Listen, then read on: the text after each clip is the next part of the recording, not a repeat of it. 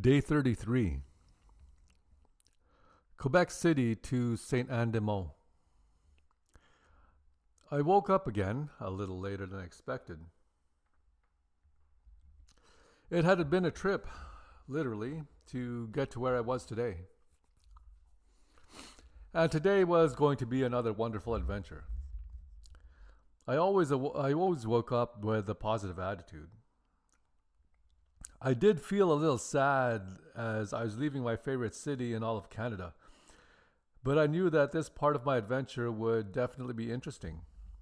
I was heading into the Gaspé Peninsula, a region of Canada that I've never been to before.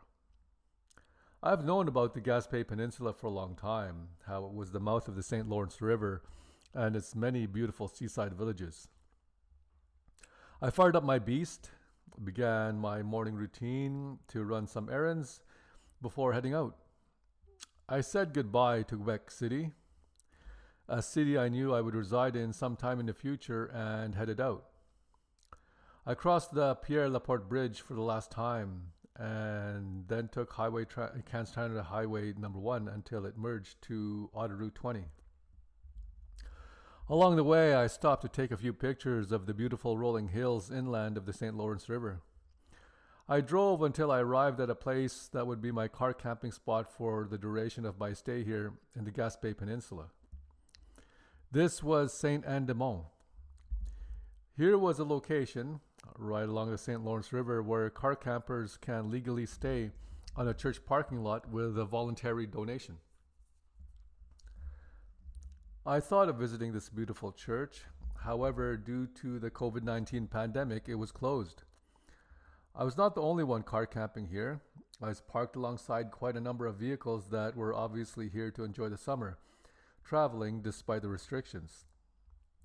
Throughout my travels, I would take a look at license plates of the other vehicles who I knew were traveling as well. And it seemed like I was out of place as I was the only one possessing British Columbia license plates. Like many places throughout Quebec, Saint-Anne-des-Monts was a Catholic community, and it showed with having the church as the highest elevation above all the other buildings and the numerous religious statues in random areas. Unfortunately, through the decades, the economic decline of the Gaspé Peninsula began to show, and this was evident throughout Saint-Anne-des-Monts.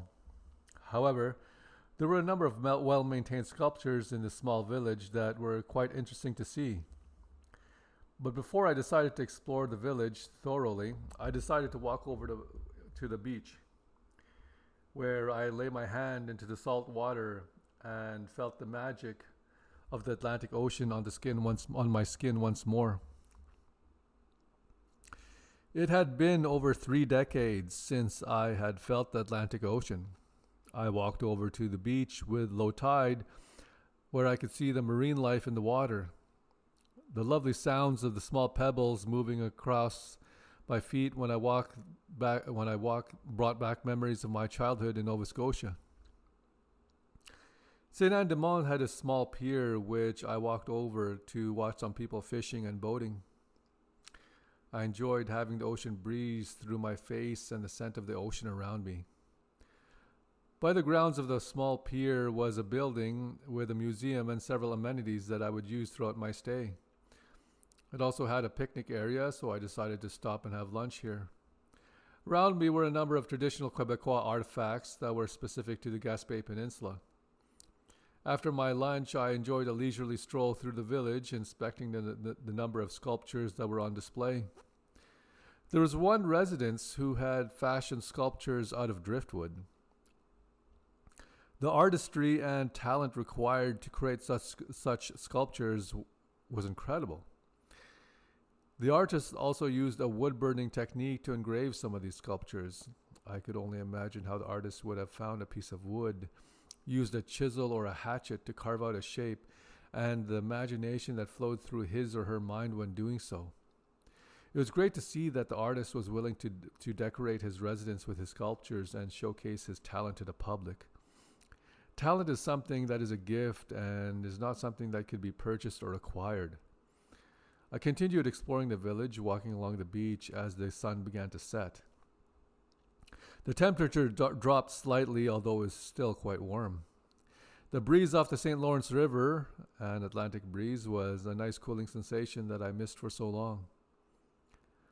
I came across more wooden sculptures, this time sculptures that were weathered and were Aboriginal themed.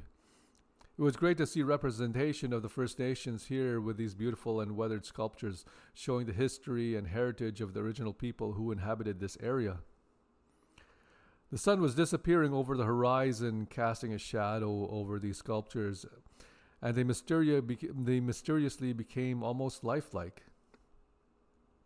Like the seasons changing in front of my eyes while the wood aged gracefully, I embraced the serenity of being in the Gaspé Peninsula and the beauty of Saint Anne-de-Monts.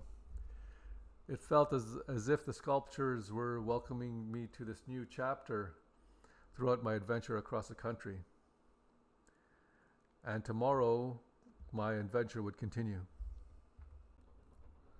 Subscribe to the Travel Experience de Voyage channel. Tap the bell and join the conversation on the comment section below.